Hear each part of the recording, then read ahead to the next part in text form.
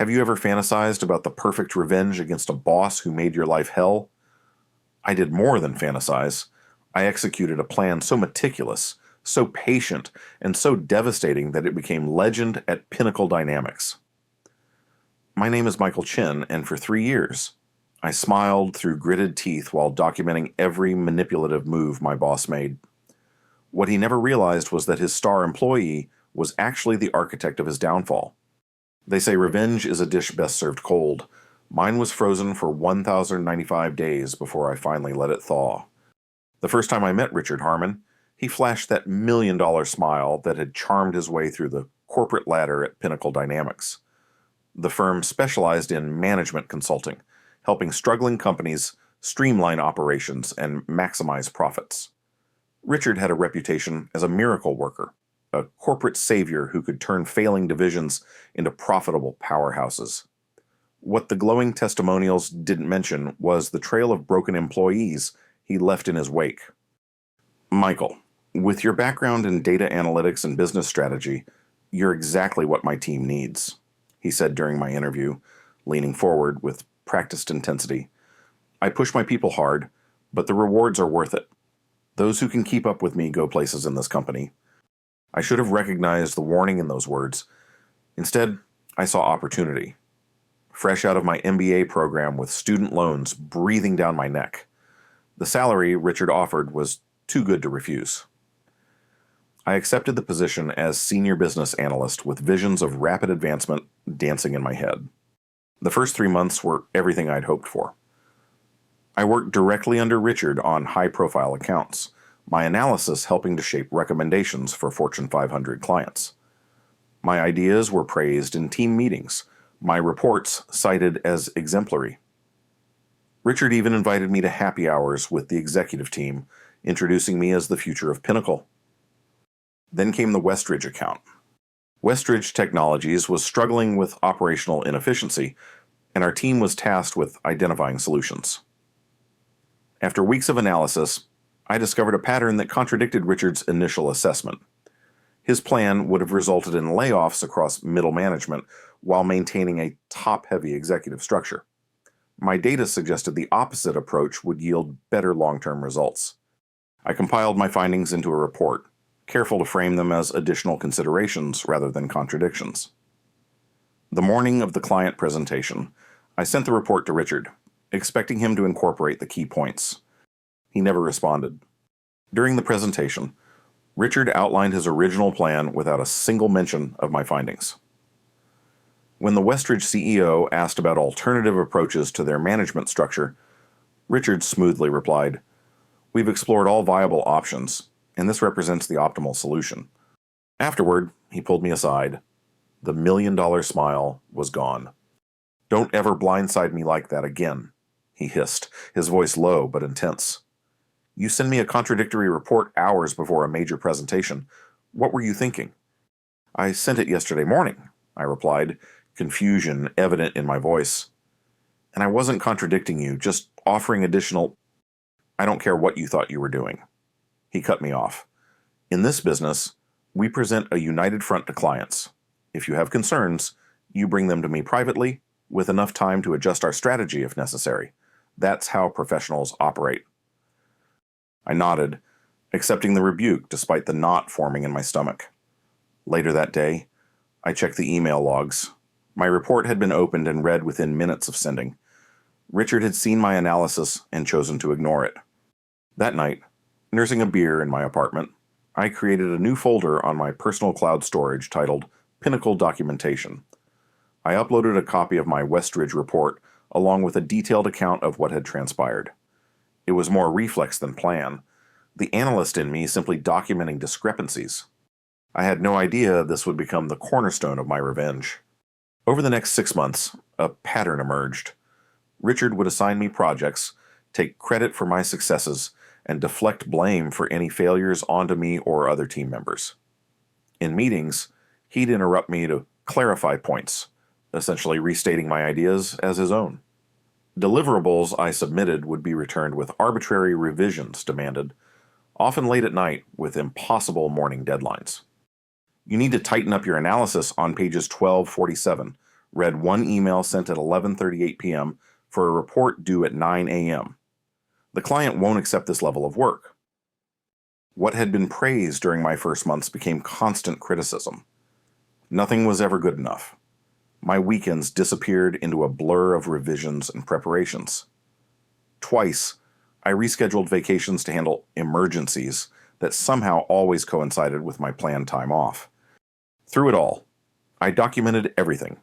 Each instance of stolen credit, each unreasonable demand, each contradiction between private criticism and public praise.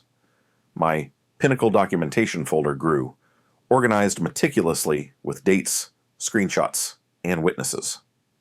I began recording our one-on-one meetings, legal in our state with single-party consent.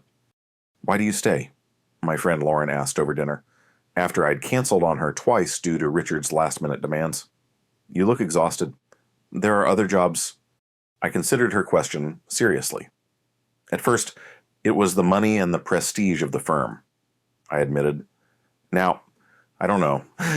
Maybe I'm trying to prove I can handle it, that I'm tough enough. What I didn't say was that beneath my exhaustion, something darker was taking root, a simmering resentment that made me unwilling to simply walk away. Richard hadn't just made my job difficult, he'd made it personal.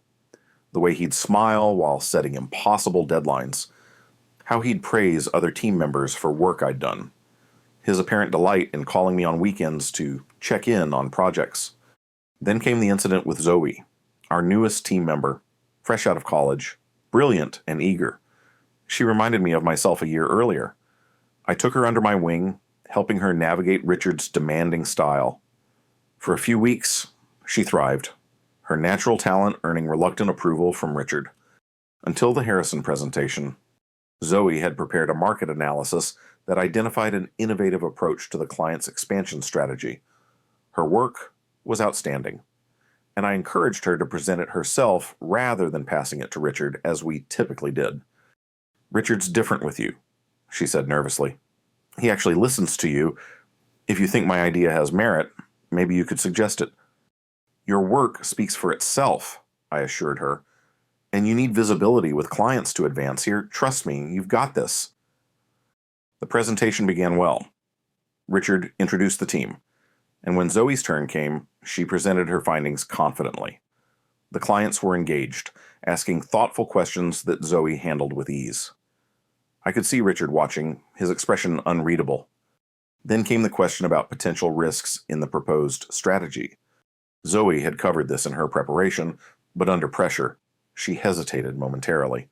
Before she could recover, Richard stepped in. "What Zoe is struggling to articulate," he said smoothly, "is that her analysis doesn't adequately account for the competitive response we've outlined in Section 3. It's an understandable oversight given her limited experience, but it highlights why we take a team approach at Pinnacle." The client nodded, accepting Richard's explanation. Zoe's face flushed with embarrassment as Richard continued, effectively taking over her presentation while framing it as damage control. Afterward, in the privacy of our office, Richard's critique was brutal. "That was amateur hour," he said, pacing in front of Zoe's desk. "You weren't prepared for basic questions. Your delivery was hesitant, and you nearly derailed the entire presentation." "I had the risk assessment prepared," Zoe replied, her voice small but defiant. "You didn't give me a chance to answer." Richard's eyes narrowed. "I gave you an opportunity to shine, and you fumbled it. That's not on me." I wanted to intervene, to point out that Richard had undermined her deliberately, but office politics made me hesitate. My own position was precarious enough. 2 weeks later, Zoe requested a transfer to another team. When that was denied, she resigned. Her parting words to me still haunt me. "I can't work for someone who sets me up to fail. I don't know how you do it." That night, I added detailed notes about Zoe's situation to my documentation folder. The folder now contained over 100 files, emails, meeting recordings, performance reviews, mine and others, and a growing list of employees who had left Richard's team under similar circumstances. What had started as self-protection was evolving into something more purposeful. I wasn't just documenting abuses, I was building a case. Against what? I wasn't yet sure. The opportunity presented itself 6 months later when Pinnacle announced a major restructuring. The firm was creating a new division focused on emerging technologies, and Richard was being considered to head it. The promotion would mean a substantial salary increase, greater autonomy, and a direct line to the C-suite, everything Richard had been angling for. Around the same time, our HR director, Vanessa Powell, announced an initiative to address employee retention issues. Anonymous surveys were distributed, exit interviews were being analyzed, and Vanessa personally invited feedback from current employees. "We can't improve what we don't measure," she announced at the all-hands meeting. "Pinnacle's success depends on attracting and retaining top talent. If there are barriers to that, we need to identify them."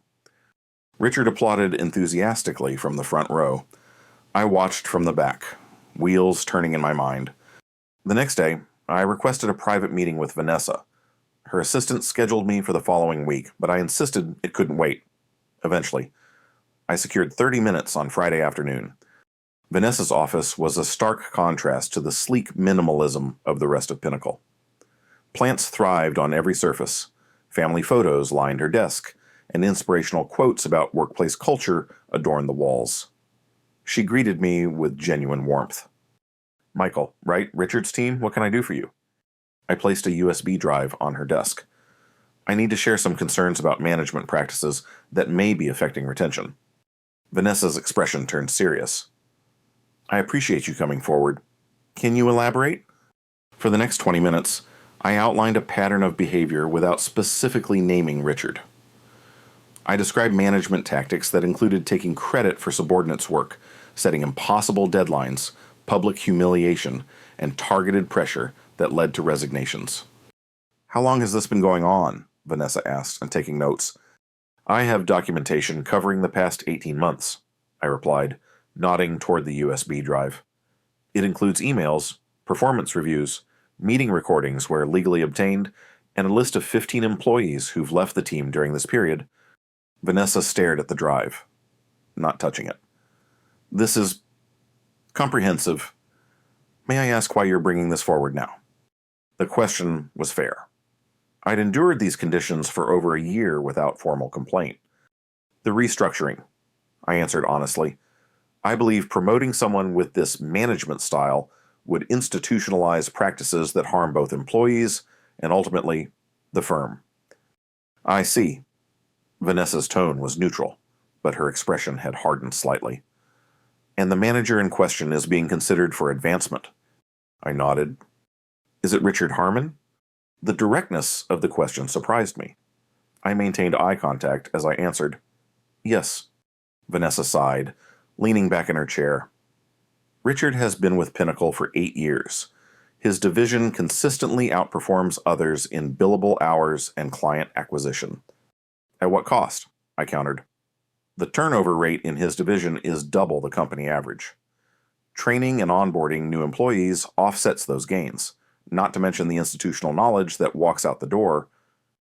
"You've done your research," Vanessa observed. "I'm an analyst. It's what I do." She picked up the USB drive, weighing it in her palm. "I'll review this material. That's all I can promise for now." "That's all I'm asking." As I left her office, uncertainty gripped me. Had I just committed career suicide?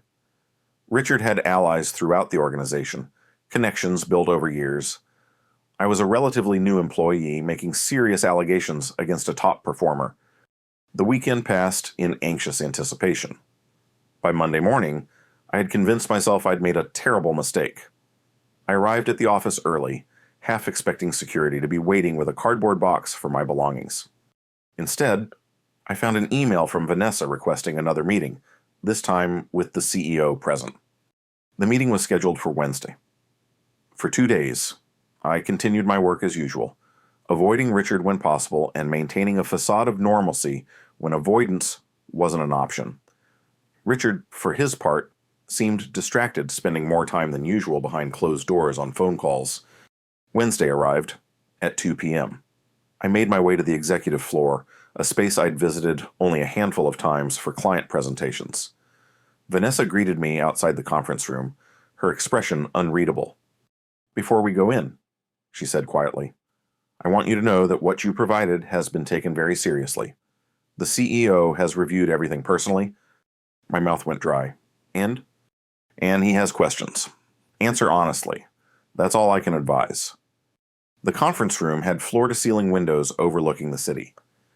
At the head of the table sat Edward Pierce, Pinnacle's CEO, a man whose reputation for strategic brilliance was matched only by his commitment to corporate ethics, at least in public statements. Beside him sat Graham Morrison, the firm's legal counsel. No Richard. I wasn't sure if that was reassuring or terrifying. Mr. Chen, please sit down. Edward gestured to a chair opposite him. I appreciate your willingness to meet with us. I nodded, not trusting my voice. I've reviewed the materials you provided to HR. Edward continued, his tone measured. I must say, it's an unusually thorough documentation of workplace interactions. Richard creates an unusually thorough need for documentation, I replied, finding my voice. A hint of a smile crossed Edward's face before disappearing. Indeed. What I'm curious about is your motivation. You've worked under Richard for nearly 2 years, by your own records. Why bring these concerns forward now? It was the same question Vanessa had asked, but this time I gave a more complete answer. I stayed initially because of the professional opportunities and compensation. I stayed longer because I thought I could adapt to Richard's style, that the problem was me not being tough enough. I paused, organizing my thoughts.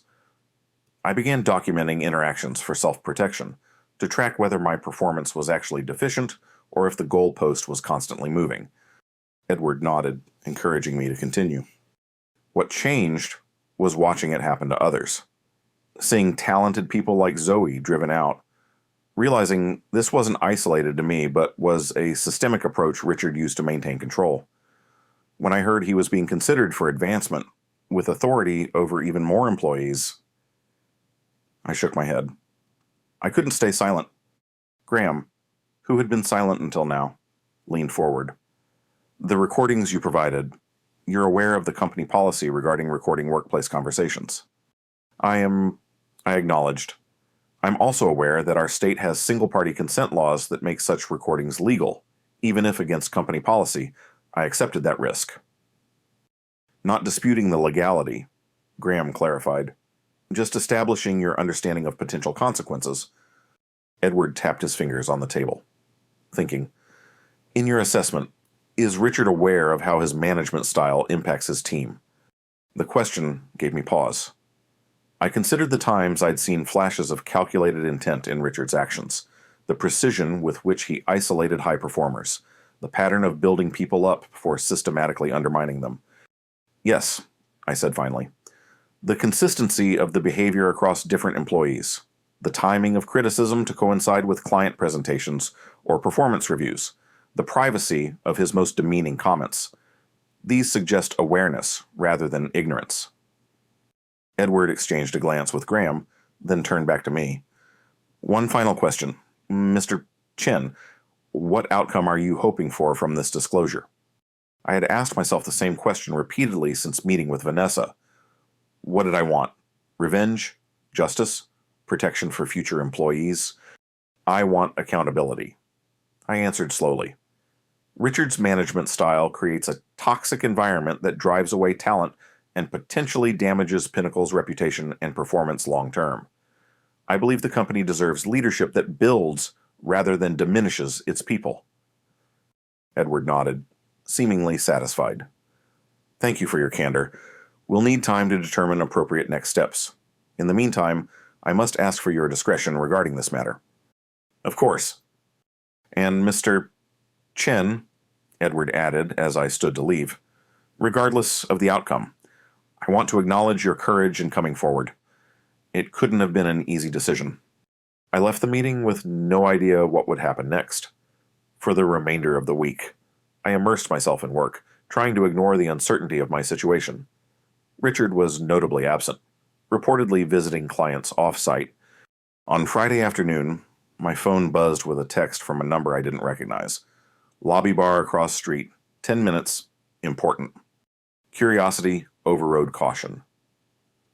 15 minutes later, I was sitting at a dimly lit corner table with Vanessa Powell, both of us nursing drinks that would remain untouched. This conversation isn't happening. She began without preamble. But you deserve to know that your information catalyzed something that was already in motion. Meaning? Meaning you weren't the first to raise concerns about Richard, just the first with irrefutable evidence. There have been informal complaints, exit interview comments, even a client who quietly requested a different team lead last quarter. Hope flickered within me, so action will be taken. Vanessa chose her words carefully. The situation is complicated by Richard's performance metrics and client relationships. The path forward is still being determined. My hope dimmed. Politics over people, I understand. You don't, she said sharply. Edward takes this seriously, but we're talking about a senior manager with nearly a decade at the firm. These decisions aren't made lightly or quickly. I nodded, accepting the reality of corporate inertia. What happens to me in the meantime? I asked. Once Richard realizes I've reported him, you've been temporarily reassigned to the Danbridge account, effective Monday. You'll report directly to Edward's senior VP until this situation resolves. Relief washed over me. At least I wouldn't face immediate retaliation. One more thing, Vanessa added, gathering her purse. The technology division appointment has been delayed pending an internal review. Richard was the frontrunner. She left without another word, leaving me to process the implications. My disclosure had at minimum delayed Richard's advancement. It was something, even if not the decisive action I'd hoped for. Monday arrived with an office-wide email announcing my reassignment to the Danbridge account as part of a strategic reallocation of analytical resources. The carefully worded message gave no hint of the real reason. Later that day, Richard returned from his client visits, summoning me to his office immediately. I entered to find him standing at the window, back to the door. Without turning, he spoke. Interesting timing on your reassignment, Michael. Very interesting. The Danbridge account needs analytical support, I replied neutrally. I go where I'm needed. He turned then, his expression controlled but eyes cold. We both know what this is. The question is why? What did I do to earn such disloyalty? The audacity of his question momentarily stunned me. 2 years of documented mistreatment, and he was positioning himself as the victim. It's not personal, Richard, I said, echoing words he'd used countless times when delivering crushing criticism. Just business. A flash of anger crossed his face before he mastered it. You've made a serious miscalculation. Do you think you're the first to run crying to HR to try to undermine me? I'm still here, and those others are long gone. Maybe this time is different. He laughed, the sound devoid of humor. Because of your little evidence collection, emails and recordings that show a demanding manager with high standards, that's not a firing offense. Michael, that's management. We'll see. Yes, we will. His smile returned, the million-dollar mask sliding back into place. Best of luck with Danbridge. I hear it's a challenging account. I left his office, shaken despite myself.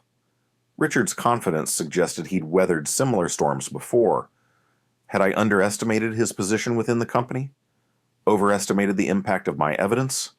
The next few weeks were a study in corporate limbo. My work on the Danbridge account was engaging, my new supervisor appreciative of my contributions.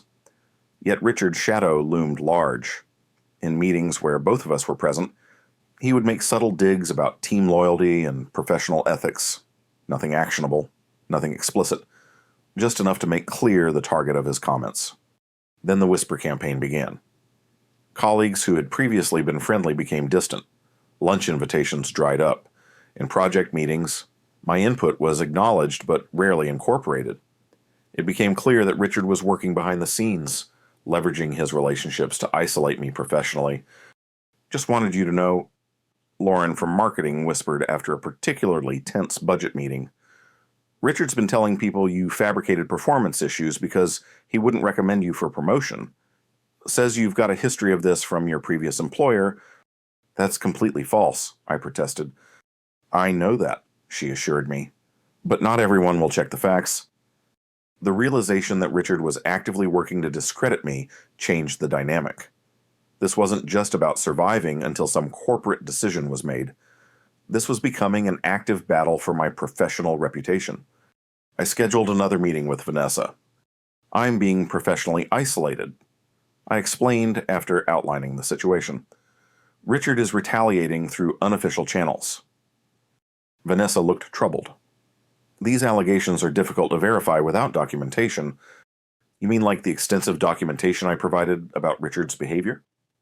I couldn't keep the frustration from my voice. That's different. Those were direct interactions with clear evidence. And this is death by 1,000 cuts, I countered. No single incident significant enough to document, but the pattern is clear. Vanessa sighed. The review is ongoing, Michael. These things take time. Meanwhile, my position here becomes increasingly untenable. What exactly are you asking for? It was a fair question. What did I want Pinnacle to do? Put Richard on leave during the investigation? Make some public statement validating my concerns? I want protection from retaliation while your review proceeds, I said finally. And I want assurance that my career won't be collateral damage regardless of the outcome. I'll bring your concerns to Edward, Vanessa promised. That's all I can do for now. Leaving her office, I felt the weight of institutional inertia. The system was designed to move slowly, to protect the organization above the individual. Richard understood this and was using it to his advantage, counting on outlasting any investigation. 2 days later, I received an unexpected meeting invite from Edward Pierce for the following morning. No agenda, no explanation, just a mandatory one-on-one with the CEO. I spent the evening preparing, reviewing my documentation, rehearsing responses to potential questions. If this was my opportunity to influence the investigation's outcome, I needed to be ready. The next morning, I arrived at Edward's office precisely on time. His assistant ushered me in without making me wait, a courtesy that seemed promising. Edward was reviewing documents at his desk, but stood when I entered, extending his hand. Michael, thank you for making time. Please, sit down. The formality was unnecessary. As CEO, his time automatically outranked mine, but the gesture was appreciated. I wanted to update you personally on our review process, Edward began, returning to his seat. The materials you provided have been thoroughly examined by HR, legal, and an independent third-party consultant specializing in workplace investigations. My pulse quickened. This level of review suggested they were taking the allegations seriously. Based on their findings, combined with additional information gathered during the process, we've determined that action is warranted. Edward paused, studying my reaction. However, the nature of that action is complicated by various factors, including Richard's tenure, client relationships, and contractual considerations. The familiar prelude to inaction, my heart sank. I understand, I said, unable to keep disappointment from my voice. Institutional constraints? Edward raised an eyebrow. I haven't finished. Michael, while there are constraints, they shape our response rather than prevent it. He leaned forward. Richard will not be appointed to head the technology division. Additionally, he's being placed on a performance improvement plan specifically addressing his management approach, with mandatory executive coaching and quarterly reviews. It was something, at least not termination, but consequences. Furthermore, Edward continued, his team structure is being reorganized. Junior analysts will now report to a senior analyst who reports to Richard, creating a buffer while maintaining his client-facing role where he admittedly excels. And what about the damage already done? I asked. To Zoe, to the others who left. To me? Edward nodded, acknowledging the question's validity. For current employees who've been affected, including yourself, we're implementing remedial measures. These include removing negative performance reviews from personnel files, where appropriate, reconsidering advancement opportunities, and in some cases, financial adjustments to compensate for promotional delays. It was more than I'd expected, yet somehow still insufficient against the magnitude of Richard's behavior. As for you specifically, Edward added, Vanessa mentioned your concerns about retaliation. I want to be clear. Any form of retaliation against you for bringing these issues forward would be grounds for immediate termination, regardless of position or tenure. I've communicated this directly to Richard. He's still finding ways, I pointed out. Subtle undermining that's difficult to document or prove. Edward nodded thoughtfully. Which brings me to the final point. We'd like to offer you a position in our Seattle office, leading the analytics team for our West Coast operations. It would mean a substantial increase in both responsibility and compensation. The offer caught me completely off guard. You're promoting me to Seattle? We're recognizing your analytical skills, ethical judgment, and leadership potential. Edward corrected. The location change serves multiple purposes, including removing you from a potentially difficult dynamic here. And if I prefer to stay in this office, that option remains open, though I would advise against it. Professional relationships, once damaged at this level, rarely fully recover. He was right. Of course, even with Richard under scrutiny, the environment would remain toxic. Too many bridges had been burned. Too many colleagues had chosen sides.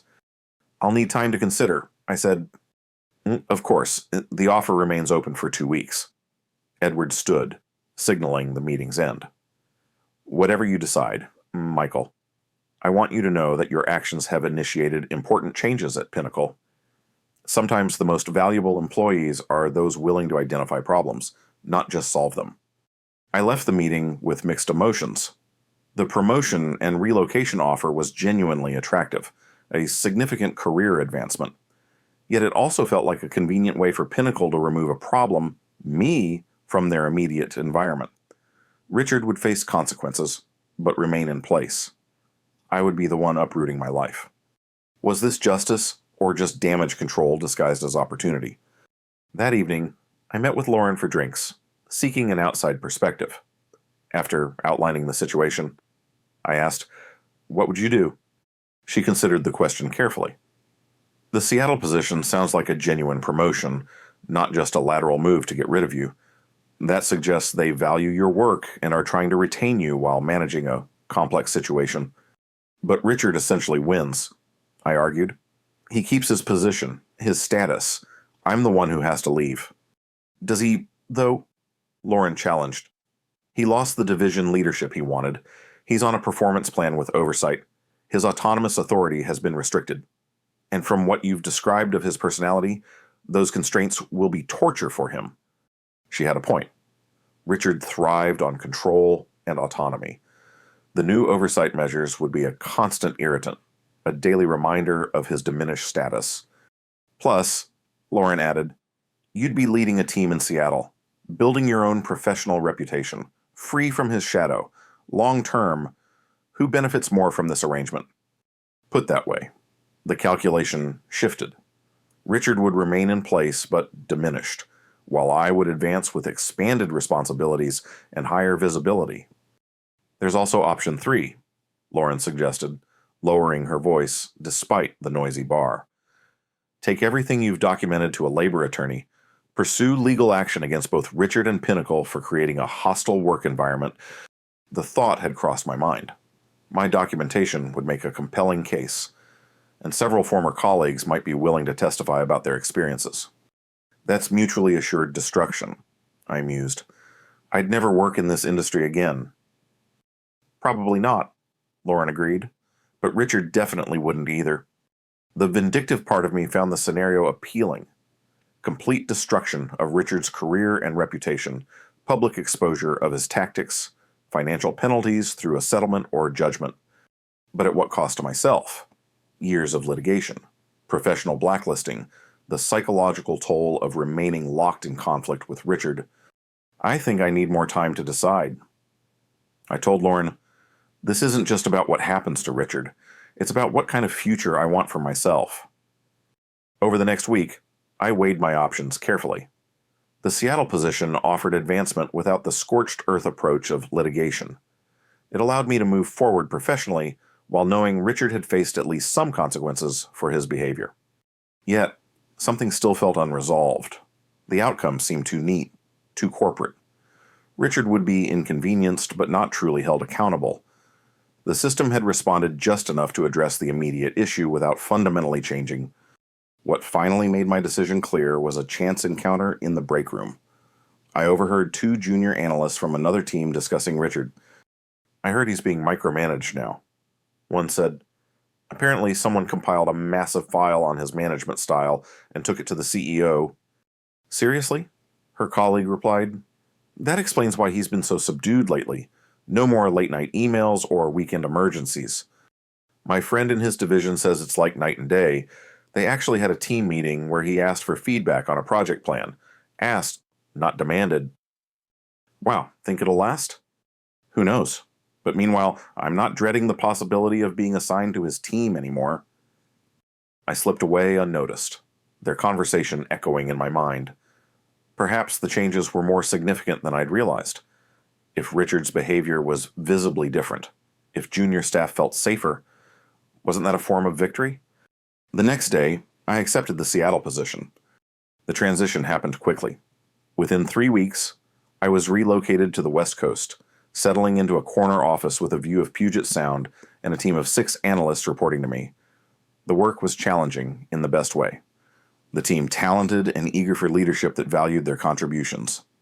Richard and I had no direct contact during my departure. He maintained a calculated distance, our interactions limited to necessary handoffs of client information. If he was angered by the outcome, he kept it carefully concealed behind professional courtesy. 6 months into my new role, I received an unexpected email from Vanessa Powell. Michael. Thought you might want to know that Richard submitted his resignation yesterday, effective immediately. Officially, he's leaving to pursue entrepreneurial opportunities. But between us, his position had become increasingly untenable under the new oversight structure. The changes you initiated have continued to ripple through the organization. We've implemented a more robust management training program and revised our performance review process to include upward feedback. Your team in Seattle is garnering impressive client feedback. Edward mentioned you specifically in last week's executive committee meeting as an example of leadership done right. Best regards, Vanessa. I read the email twice, a complex mix of emotions washing over me, relief, vindication, and surprisingly, a sense of closure. Richard was gone, not because I had destroyed him, but because the environment he thrived in, one of unchecked authority and fear-based management, had been transformed. My documentation hadn't just exposed one toxic manager, it had catalyzed systemic change throughout Pinnacle. Future employees would benefit from protections and processes I helped create, even if they never knew my name. That night, I opened my personal cloud storage and located the Pinnacle documentation folder. After a moment's reflection, I moved it to the archive section. I wouldn't delete it, some lessons should be preserved, but I no longer needed it readily accessible. That chapter was closed. 2 years later, I was promoted to regional director for Pinnacle's entire West Coast operation. The announcement email included a personal note from Edward. Nate Boyce, your leadership has transformed our Seattle office into one of our highest performing divisions, with the lowest turnover rate company-wide. More importantly, you've created a culture where analytical excellence and human dignity coexist. That's the Pinnacle we aspire to be. At the celebration dinner that evening, surrounded by my team, I reflected on the journey.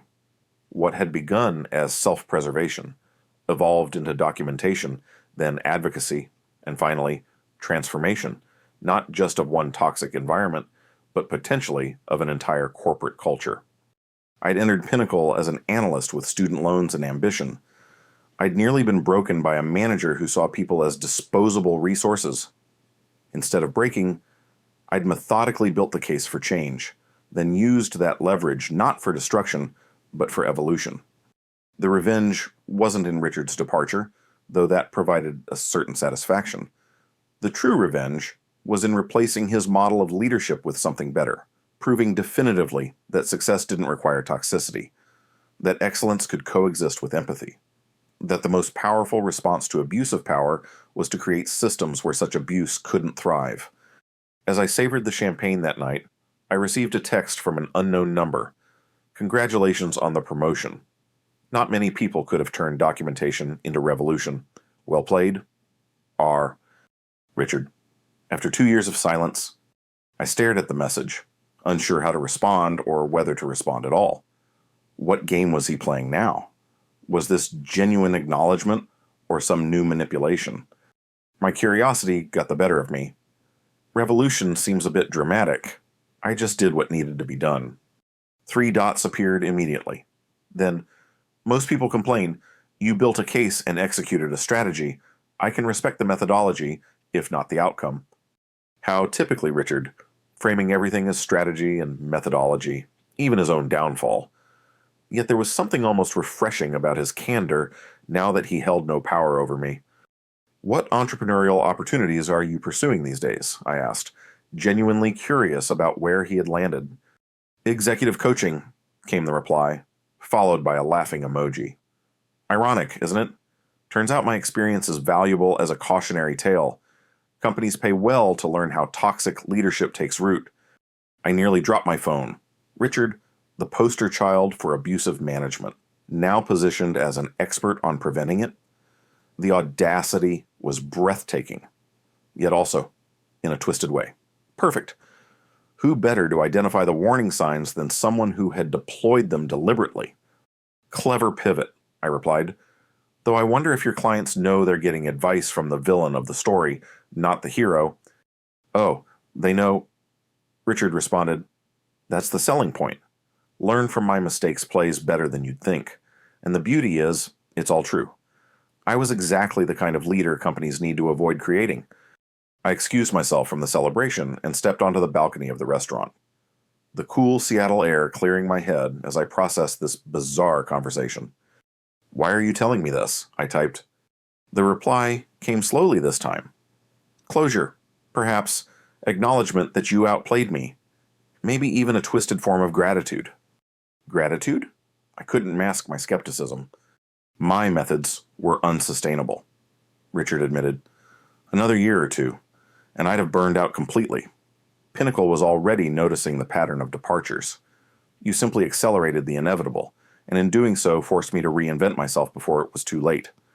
I leaned against the railing, looking out at the lights of the city reflected in the dark waters of the Sound. Was this another manipulation, or a rare moment of genuine reflection from a man who had made his career manufacturing personas? And are you different now? I asked, or just selling a new product? The response took over 5 minutes to arrive. Both. I suppose. I still see the world as a series of strategic interactions. I still believe in leveraging advantage, but I've learned there are more sustainable ways to win than burning through people. Your documentation project taught me that, if nothing else. My documentation project, I echoed. 2 years of recording psychological warfare just to protect myself. That's what makes it so impressive, Richard replied. You didn't just endure, you converted suffering into leverage. That's a rare skill. The conversation was surreal. My former tormentor, analyzing his own downfall with clinical detachment, even admiration. Part of me wanted to reject any interaction with him, to block the number and return to my celebration. But another part needed this strange closure, this acknowledgement from the very source of the conflict. I never wanted to destroy you, I admitted, just to stop the behavior. I know, came the reply. If destruction was your goal, you'd have gone legal. That USB drive had enough for a lawsuit that would have ended me. Instead, you chose the surgical approach. That's why I respected the play, even as it cost me. My team would be wondering where I'd disappeared to. I needed to wrap this up. Is this the part where we declare mutual respect and put the past behind us? I asked, unable to keep the edge from my tone. Hardly. Richard responded, You'll never trust me, nor should you. I'll never fully forgive being outmaneuvered. But we can acknowledge a game well played. Professional courtesy between strategists. This wasn't a game to me, I typed, suddenly angry. It was my career, my mental health, my life you were toying with. And now it's a success story you tell at leadership conferences, Richard countered. The analyst who documented his way to director, we all convert our experiences into capital eventually. Michael, you're just more ethical about it than most. There was enough truth in his observation to sting. I had shared my experience in management training sessions, used it to shape my own leadership philosophy. The difference, I told myself, was intent. Protection versus exploitation. Goodbye, Richard, I wrote, deciding to end the exchange. One last thing, he replied quickly. The Seattle expansion was my idea originally. I'd proposed you to lead it 6 months before your documentation reached Edward. Ironic that my own succession planning became my replacement strategy. Before I could process this claim or respond, another message appeared. Best of luck with the regional directorship. The West Coast operation needs someone with your particular attention to detail. With that cryptic parting shot, he was gone. I stood on the balcony for several minutes, trying to make sense of our exchange. Was his final claim true, or a last attempt to rewrite the narrative? With Richard, truth and manipulation were always so tightly interwoven that separating them was nearly impossible. I returned to my team, pushing the conversation to the back of my mind. This was a night for celebration, not for dwelling on ghosts from Pinnacle past. The next morning, curiosity got the better of me. I sent a carefully worded email to Edward, mentioning my encounter with Richard and his claim about the Seattle position. Edward's response was typically measured. Richard did indeed advocate for your potential before the situation deteriorated. Talent recognition was always one of his strengths, even as his methods of developing that talent were problematic. Your appointment to Seattle was made on merit, regardless of the original source of the suggestion. So it was true. Even as I was building my case against him, Richard had been positioning me for advancement, albeit advancement that would have kept me firmly under his influence had events played out differently. The revelation added an unexpected layer of complexity to my understanding of those turbulent years. Richard wasn't simply a villain in a workplace drama. He was a complicated figure whose talent for identifying potential was matched only by his destructive approach to nurturing it. 3 years into my role as regional director, I received an invitation to speak at a national conference on leadership ethics. The topic, Documentation as Protection, Creating Accountability in Workplace Hierarchies. My Pinnacle experience, now shaped into principles and practices, had become something of a case study in professional self-advocacy. As I prepared my presentation, I found myself incorporating insights from that strange text exchange with Richard. His clinical analysis of his own behavior provided a valuable perspective on how toxic leaders rationalize their actions, seeing them as strategy rather than abuse, methodology rather than manipulation. The day of the conference arrived. My session was scheduled for the main hall, with an expected attendance of over 500 leadership professionals. As I reviewed my notes backstage, a familiar voice froze me in place. Converting documentation into revolution. Still my favorite description of your methodology. I turned to find Richard standing a few feet away, conference badge hanging around his neck. He had aged visibly in the years since Pinnacle, lines deeper around his eyes, hair grayer at the temples. But the million-dollar smile remained unchanged. You're speaking here? I asked, instinctively backing up a step. Panel discussion on reformed leadership practices, he confirmed. Right after your session, actually. The organizers thought the contrast would be provocative. Of course they did. Nothing sells conference tickets like controlled controversy. Should be interesting. I managed fighting the urge to find the nearest exit. Richard seemed to sense my discomfort. Don't worry, I'm not here to disrupt your narrative. Quite the opposite. My entire business model depends on acknowledging my past methods as fundamentally flawed. How convenient, I observed. He shrugged. Adaptation is survival. You taught me that rather definitively. He glanced at his watch. You're on in 5 minutes. I'll let you prepare. With a nod that might almost have been respectful, he walked away. My hands were shaking slightly as I gathered my notes. The unexpected confrontation had rattled me more than I wanted to admit. For all my professional success, all my growth since Pinnacle, Richard still had the power to trigger an immediate stress response.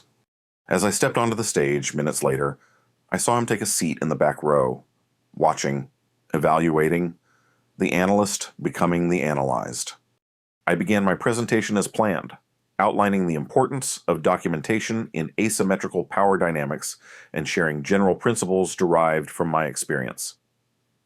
But as I spoke, I found myself deviating from my prepared remarks, incorporating Richard's presence into a more nuanced narrative than I had originally intended.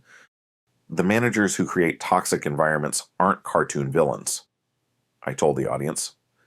They're often highly successful individuals with genuine talent for identifying potential and driving results. Their methods seem justified to them, strategic rather than abusive, efficient rather than cruel. From the back of the room, I saw Richard lean forward slightly.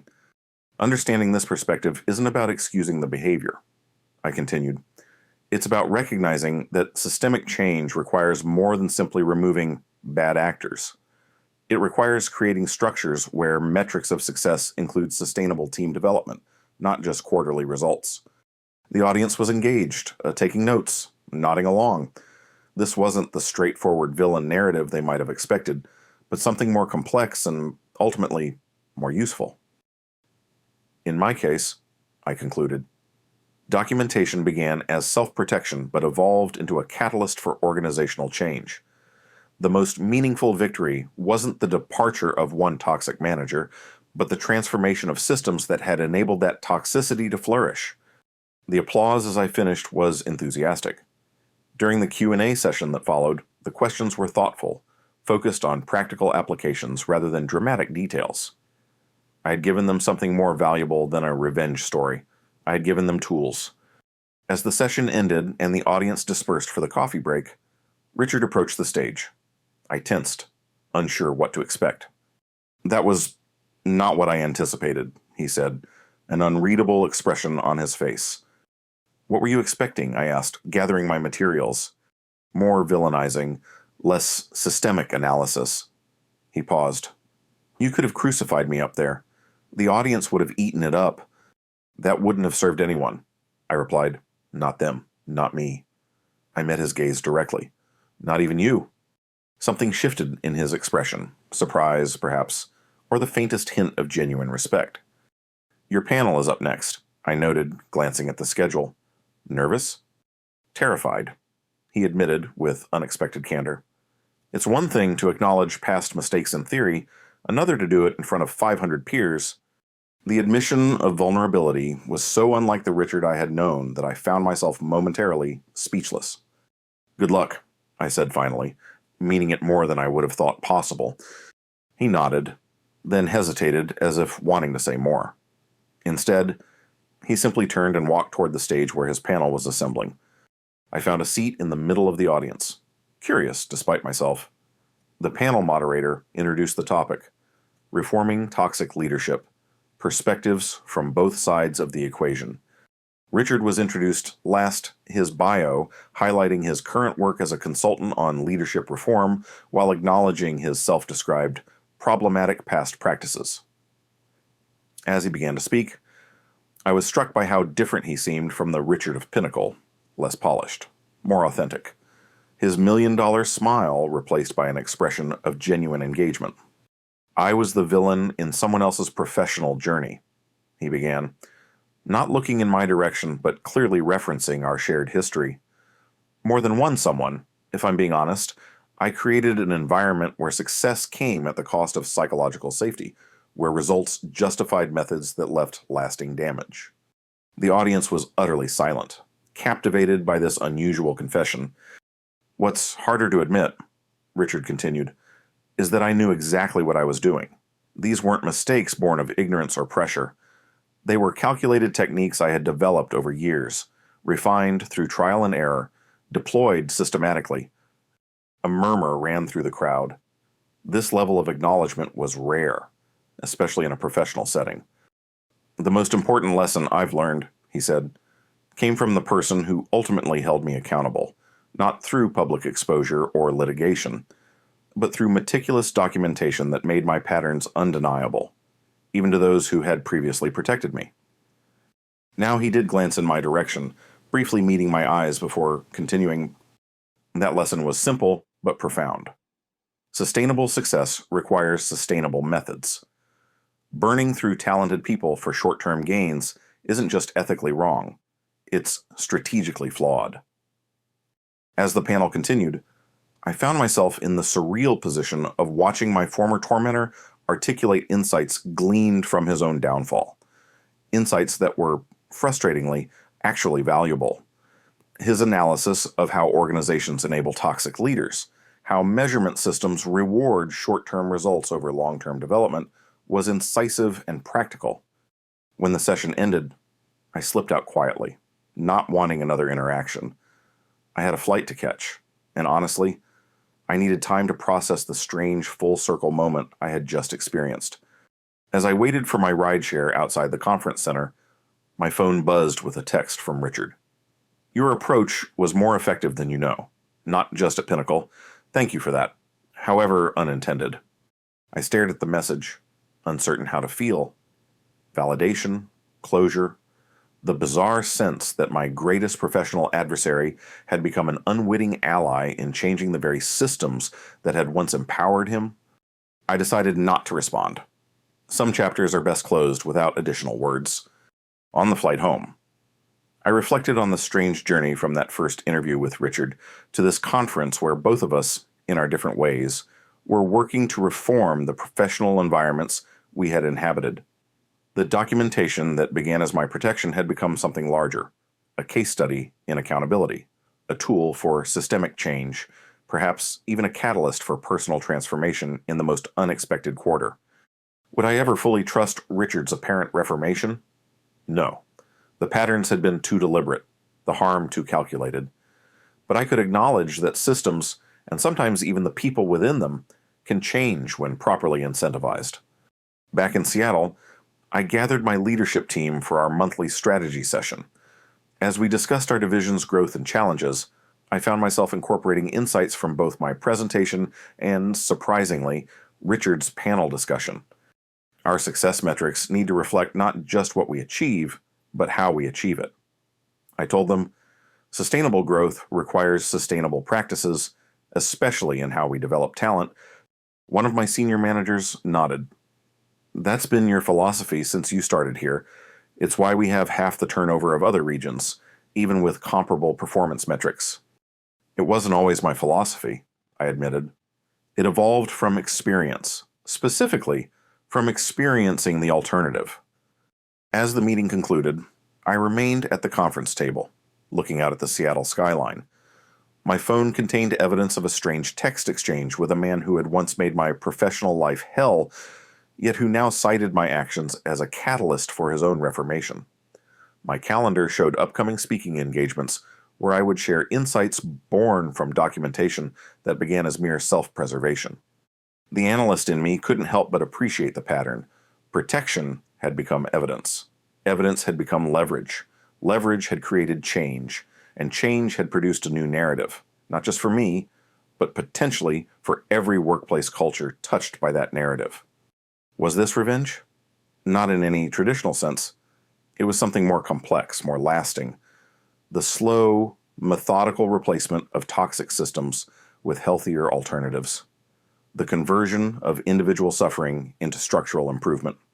Richard had called it documentation into revolution. Perhaps he wasn't entirely wrong. My assistant knocked gently on the door. "Your next appointment is here," she reminded me. "The new management training program you wanted to implement?" I nodded, gathering my materials. "Send them in." As the team of training developers entered, I opened my presentation with words that would have seemed impossible during those dark days at Pinnacle. Today, we're going to discuss how documentation can become a tool not just for protection, but for transformation of individuals, teams, and entire organizational cultures. The ultimate revenge against a toxic system isn't destruction, it's reconstruction. Building something better in its place, brick by documented brick, until the original structure becomes unrecognizable, replaced by something that serves rather than exploits, that builds rather than diminishes. In that sense, my revenge was complete, and it was still unfolding.